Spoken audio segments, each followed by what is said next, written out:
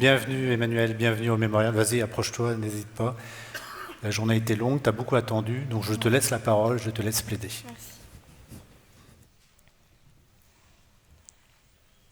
Ce 24 décembre 2021, Sunita, une jeune femme indienne de la caste des Intouchables, préparait les fêtes de Noël en famille. Quand, soudain, elle entendit la foule hurlant dans la rue. Elle protégea instinctivement son ventre, et c'est alors que 30 hommes firent irruption dans la maison, la jetant par terre et la rouant de coups, jusqu'à ce qu'elle accouche d'un enfant mort-né. Les cris de haine de ces criminels la réveillent chaque nuit. On t'avait prévenu, on va t'apprendre à mettre nos dieux en colère, maudite chrétienne, on va l'appliquer, nous, la loi, tuons-la. Vous l'avez bien entendu, aux yeux de ses agresseurs, Sunita a commis un crime impardonnable. Elle est devenue chrétienne et elle a enfreint la loi anti-conversion de l'État du Madhya Pradesh qui punit jusqu'à 10 ans de prison tout hindou qui adopte une nouvelle religion. Derrière cette loi se cache l'idéologie extrémiste du nouveau gouvernement indien, le Hindutva. Son projet ? Rétablir l'ancien système religieux des castes en affirmant que être indien, c'est être hindou.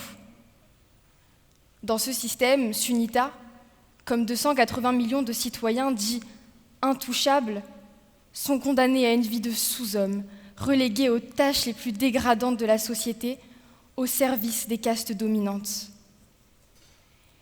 Les lois anti-conversion ont donc été conçues avec un but précis: empêcher à tout prix les intouchables de se libérer de cet esclavage en se convertissant à l'islam ou au christianisme.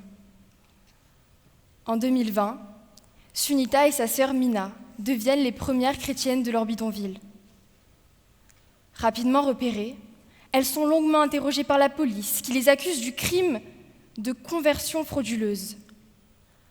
En 2021, persistant dans leur choix, elles enregistrent officiellement leur changement de religion à la mairie, recevant ainsi leur nouveau statut juridique. Elles ne sont plus des intouchables, mais des autres castes. Folles de joie, elles décident pour la première fois d'envoyer leurs enfants à l'école.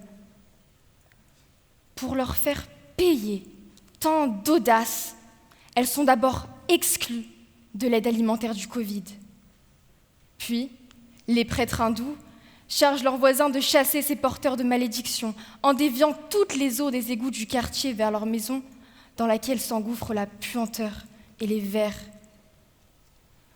Un mois avant l'agression de Sunita, sa sœur Mina est encerclée par un groupe de miliciens hindutva, bien qu'impure, car intouchable aux yeux de ces fervents religieux.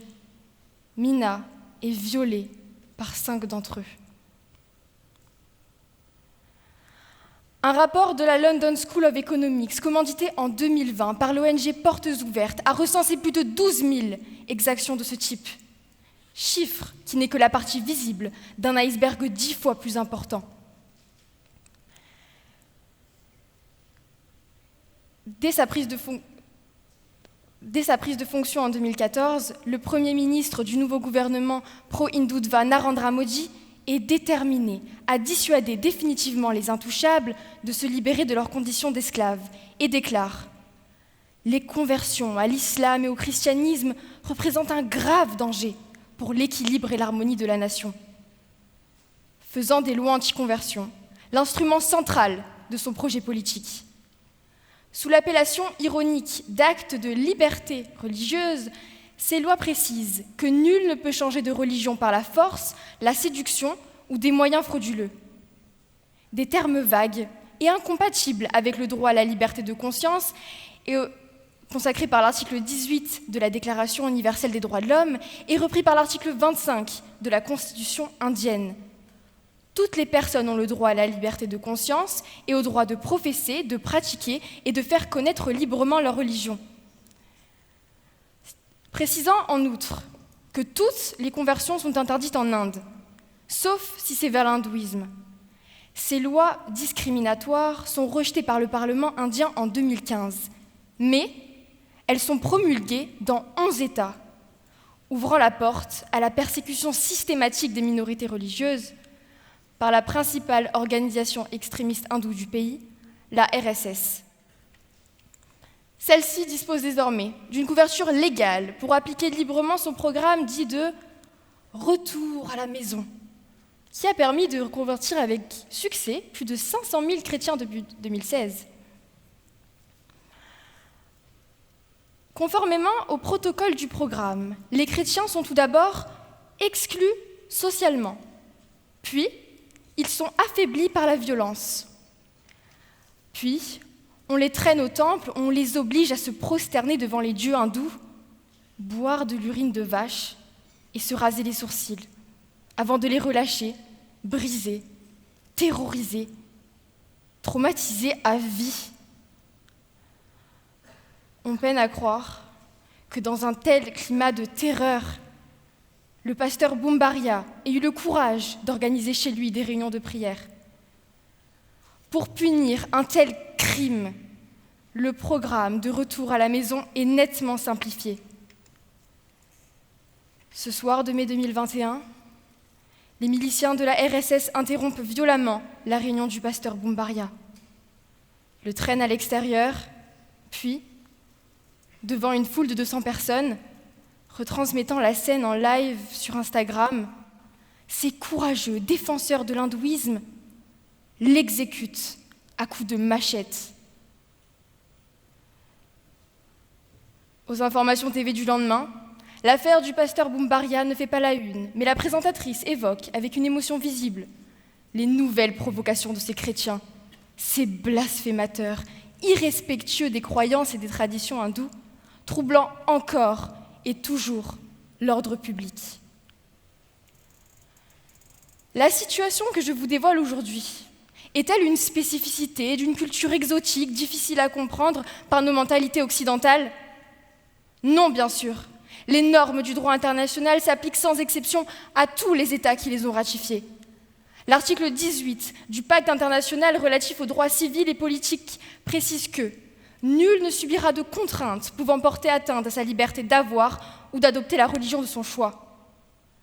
Parler de contraintes à sa liberté de religion est devenu un euphémisme en Inde.